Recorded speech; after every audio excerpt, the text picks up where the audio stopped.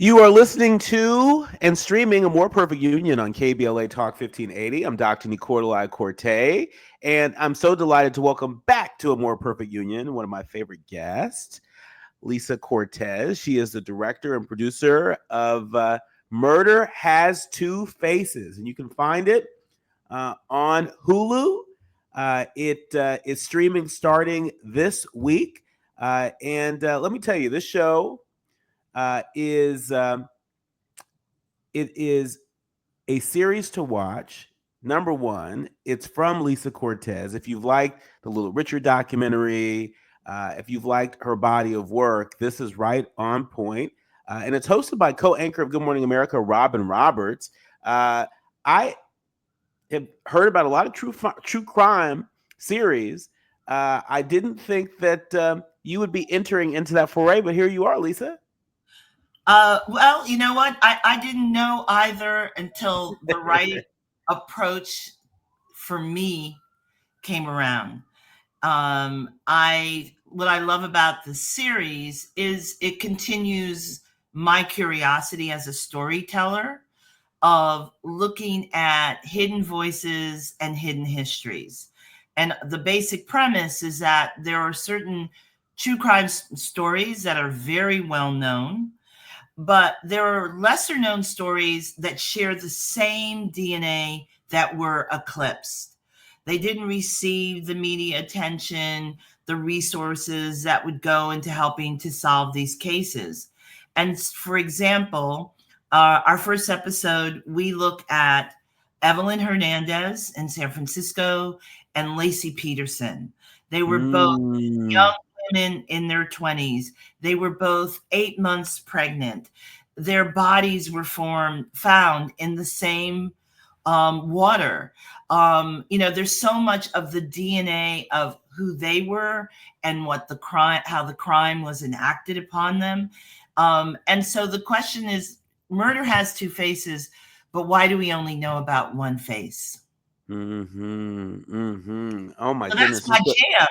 I like to shake it up. And you do.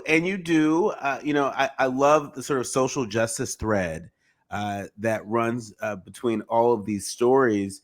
I remember living in the San Francisco Bay Area when Laci Peterson went missing, and I remember the trial, and I remember all of that. Talk to us about producing this series in this particular time period.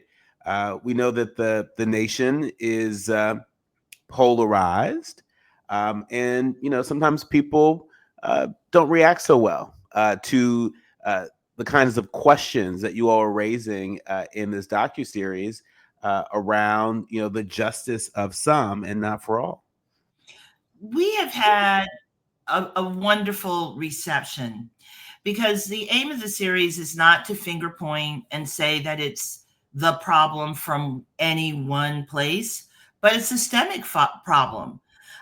It's not only that the face and the story of Evelyn Hernandez is not known as it should be, but more so, how do we find justice? Because, her murder has never been solved. What I love with our series is, in keeping with that social justice thread that we pull, at the end of the episode, we're able to share a number if someone has information that can lead to finding who murdered Evelyn, to find her, at the time, 5-year-old son, Alex. And there was also the unborn child that she was carrying and that who have never been found. So it is a series that I think people sit with no matter what part of the country, what part of the divide that you live in, and you're going to be entertained by. And then you're also going to start to question, why don't I know these stories? And Lisa, how long did it take you all to produce this series? I know, you like to take your time. They say love is in the details, and anybody who is a fan of your work always has an opportunity to marvel at the details. How long did this take you? It's quite a journey. There was development. that took place maybe over 2 years ago. We went into production last summer, and yeah, and the baby's out, good 9 months. It is. It is. It is. Let's talk about the partners that you had a chance to work with. ABC News Studios and Robin Roberts. There are folks that say that you all were the perfect match to bring visibility to these hidden figures. Talk about working with ABC News Studios and Robin Roberts in particular on these kinds of stories, because this isn't the typical stories that we're used to seeing on Good Morning America, for example. This goes quite a bit deeper. ABC News Studios and Robin Roberts really leaned into the vision that I had for the series, and that it wasn't just a cookie cutter approach to looking at true crime. There is the stories themselves, the comparison between the well-known and the lesser known, but there's also this meta conversation that organically happens, complemented by a cinematic vision. One story is in DC, another in San Francisco. The final story, the youngest Black serial killer. We look at him in the third episode and contrast him with the Craigslist killer. Cinematically, when we go to San Francisco, I was influenced by Hitchcock. The look, the music, the tone. DC is influenced very much so by David Fincher, whether it's House of Cards or Gone Girl. And our final episode is Spike Lee with a touch of Mean Streets and The Boston Strangler. So ABC News Studios, Robin Roberts said, this is a really unique vision. It fits into the true crime template, but it's also expanding what storytelling can look like in that space. And what is it about the true crime space that has, so many, buyers sort of really leaning in? Clearly, ABC News Studio is leaning in through your series.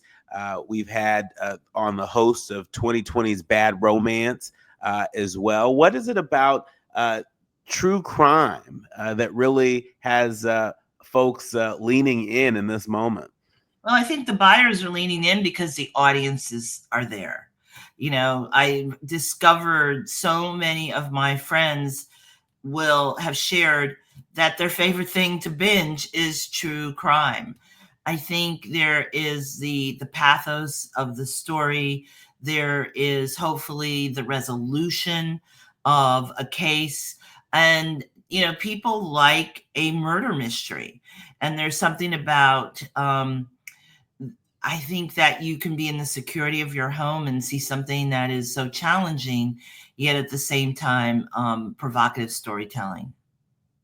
Wow, provocative it is. And how do you as a director, as a producer, who is very engaged in every single phase of bringing this project to life, how do you manage the energies, not just the folks that you're working with, but the energy of the subjects of your story? Not just the folks you're interviewing, but really the spirit of these people who died tragically.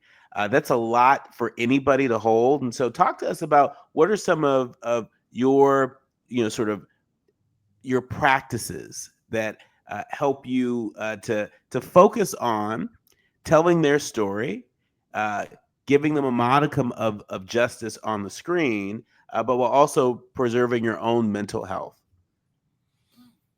You are the first person to ever ask me that. I would First say time for everything. my personal practice is that of gratitude, that I am able to find incredible partners like a Robin Roberts, who brought her brilliance and empathy to the project and allowed to extend her platform, and ABC News Studios and their platform, to tell these stories that have been neglected.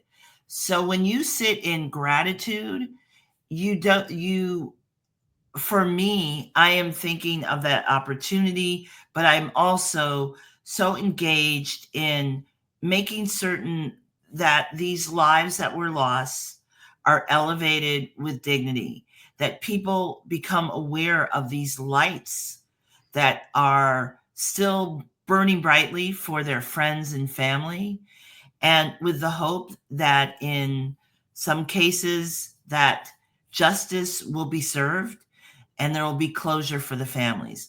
I sit in gratitude for that intention, and that is the driving force behind the series.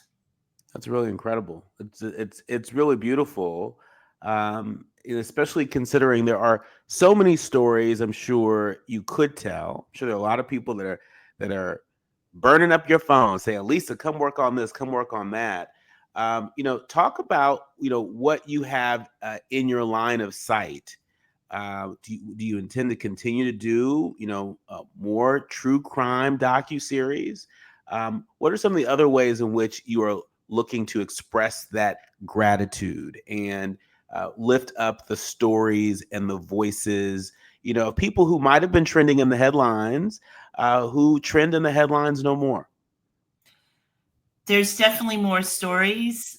I worked with and assembled a great team, and I would love to get the band back together and do more in this space. And of course, with my company, Cortes Filmworks, we've developed other true crime stories, um, other enlightening stories, because I don't want people to limit how they enter into this space.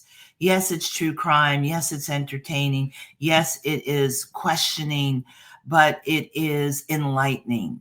And so that's what I want to continue and will continue to do, and to make certain that I have an expansive group of people who join me on that journey to craft these series. It takes a lot of time and thoughtfulness, to create something that is of service and is making certain that these unknown stories are shared correctly with the world.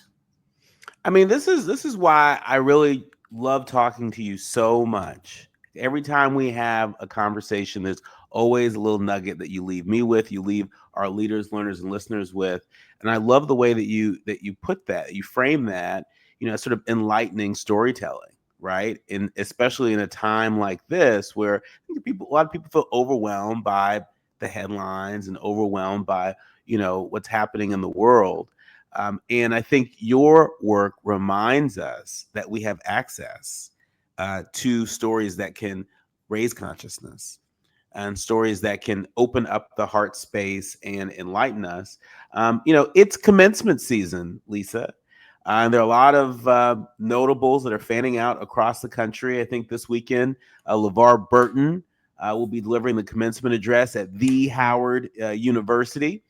Jane Fonda will be speaking at my alma mater, University of Southern California, and too many more to name. What's your message to young people that are preparing to graduate and enter out into the workforce, into industry, an industry that uh, you know in some parts looks like a shell of what it once looked like? What is your advice if you were delivering your sort of mini commencement nugget to the young people that are graduating class of 2025? What say you, Lisa? Build and support your community. Nobody does this work, this creative work, alone. It is really the communities that I have built that have supported me and that I also pour into. Robin Roberts, in talking about this series, and the goals, she always says reaction leads to action, which to me it is all about get into it, If you are so moved, get into it and get involved. Nothing happens sitting on the sidelines. You want to make the art, you want to make the change. You're so moved by a story. You want to help victims and be an advocate for them. You want to be a creative who is telling these stories. Lean into action. Lean into action. No truer words spoken. When we come forward in our remaining minutes with Lisa Cortés, we want to get her hot take on the Met Gala. Everybody is buzzing about this. Everybody's talking Black Dandy. We want to get her hot take on one of the most iconic nights we've ever seen. You're listening to and streaming A More Perfect Union on KBLA Talk 1580. You are listening to and streaming A More Perfect Union on KBLA Talk 1580. I'm Dr. Nii-Quartelai Quartey, and I always enjoy talking to Emmy award-winning director-producer Lisa Cortés. Please mark your calendar, set your DVR. You don't want to miss the new ABC News Studios docuseries, Murder Has Two Faces. It dropped on Hulu this week. And you don't want to miss it. There are lots of headlines of people who have been tragically murdered.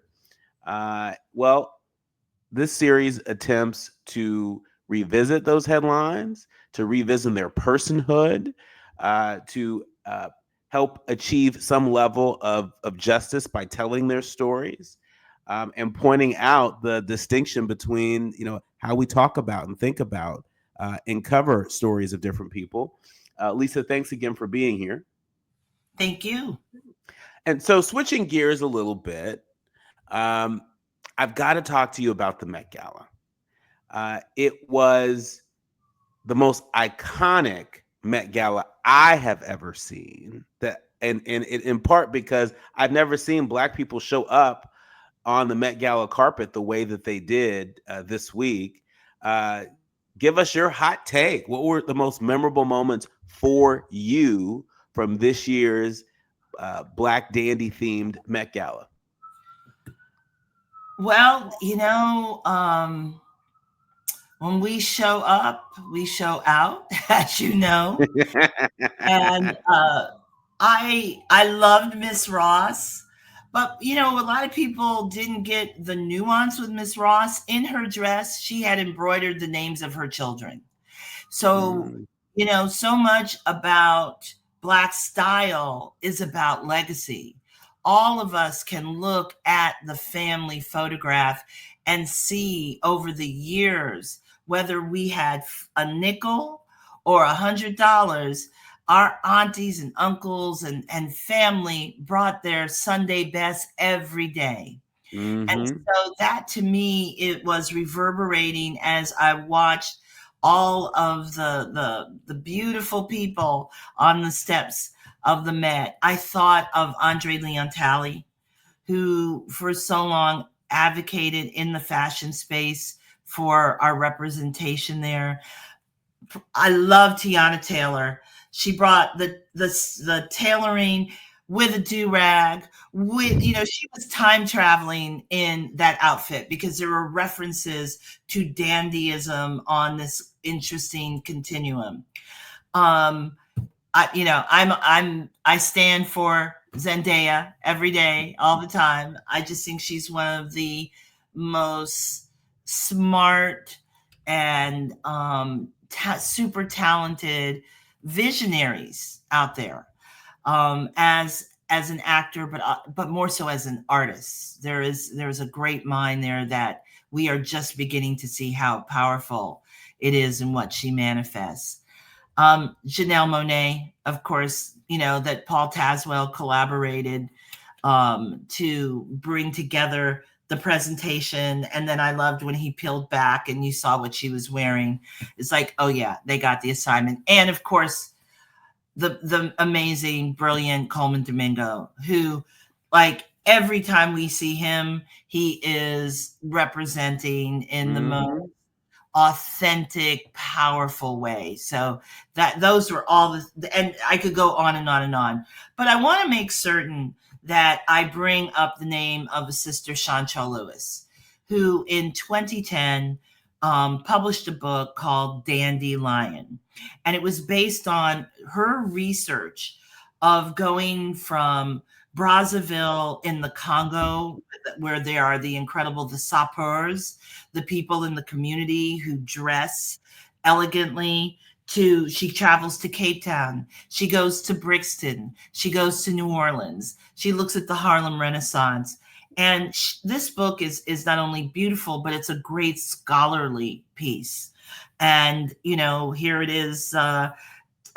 It's 2010 when this book came out, and I want to make certain that people look at her scholarship, and if they want to expand their knowledge of dandies, not only in the America, but Black dandyism throughout the diaspora too. I mean, it is an incredible book, and we look to have her on the show sometime soon, because I think right now a lot of people are sort of searching for, okay, how are we going to get to the other side of what is afoot in this country, what is afoot in the world. And it's sort of a Sankofa moment. We have an opportunity to look back. I mean, this is one of the things that Andre Leon Talley was so gifted at, was being connected to his roots and connected to the history, and knowing that, he wasn't the only one, that he was a part of. He was a part of a long line, of folks that fought and resisted and dared to imagine and reimagine. And so, what a moving tribute also to Andre Leon Talley. As I was watching it, I don't know if you had this experience, but part of my heart ached, uh, you know, because I thought, wow, what if Andre Leon Talley had a chance to actually witness this, to see and experience the fullness of this very moving tribute to him and so many. I think a lot of people felt that. We felt his spirit, and as we're talking this today, I'm thinking, it's about legacy. It's about our history. Like, in this incredibly challenging time, I am sitting in my office surrounded by pictures of my aunties, parents, grandparents, great grandparents. That is where I draw my sustenance from. And when you know your history, it's a complicated one that we as Black people have, but it is one of elegance, of survival, of striving and winning in some of the most daunting circumstances. Like, that is a byproduct. To me, that's the meta conversation that we have to lean into, the meta experience that feeds us and sustains us. That's right. That's right. And the dignity of our people in light of all of that. Lisa, the Met Gala raised the bar with a record haul of $31 million, right? So all this talk about diversity, equity, inclusion, and how it's over, it's done. Black is not in vogue anymore. You and I know that is far from the case and will never be the case, given our role in shaping culture and elevating culture. But, what are your thoughts on this record $31 million fundraiser for the Met Gala Institute? Well, I hope that those wonderful philanthropists who are supporting the Costume Institute will now look to some of the arts organizations who have been affected by the cuts that are happening. I live in New York. The Classical Theater of Harlem lost grants to put on their incredible performances that they bring to the community here. So if you had some ducats for the Costume Institute, now come and support the Classical Theater of Harlem or other arts entities in your community who have been adversely affected by these cuts that have happened across the board. Mic drop. Enough said. Well, but you know what? We got to save ourselves. You're right. You're right. And we have to save ourselves when, pun intended, it's not fashionable to do so, right? When you're not getting a Getty image at the end of the night, when you're not wearing, the fancy gown or the fancy suit from the fancy designer, right? But it's what do we do in between, right? It's not always sort of the Met Gala moments, but it's the many moments in between that really make the difference over time. Yeah, and it's also, you know what? You have $10, $10 helps. Yep. You have $1,000, great. I look at so many successful Indiegogo campaigns to fund a film, and you look at the donor level. It's not all 1,000 or 10,000. It's the $25. It's the less than $100 contributions. They add up. And so if you are out there and you are a young budding philanthropist, but you're thinking, I don't have big ducats. Yeah, you have enough to help someone. And particularly in the arts, we are in dire need of support. And donors pay attention to that. They pay attention not just to what people are giving, but how many new donors do you have? How many folks are taking the on ramp that is whatever your project is? And so, our thanks to the phenomenal Lisa Cortés, director producer of Hulu's Murder Has Two Faces. Remember, the series just dropped this week, and so check it out. You will not be disappointed. And we thank you. We thank you for joining us and for everything you do to build a more perfect union, starting on the screen, but certainly reaching far off the screen. And I appreciate you always preparing a place for me to come and share. And I hope that your audience is aware of what a gem and a jewel you are. See you soon. You've been listening to and streaming A More Perfect Union on KBLA Talk 1580.